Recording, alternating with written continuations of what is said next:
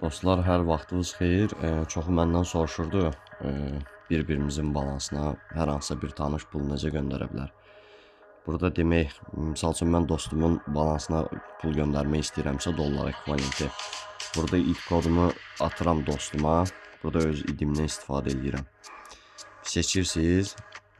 Mən videodan öncə burada saxlamışdım. Daxil etdiyi, misal üçün bu mənim dostumun kodunda belə deyək, id adresi, Binance. Seçim etdim. Daha sonra burada görürsünüz ən üstdə FUSDT ekvivalent, dollar ekvivalentidir. Burada hər hansısa bir coin də seçib göndərə bilərəm, amma coin göndərməyi seçmirəm. Çünki mən pul göndərməkdir mənim fikrim.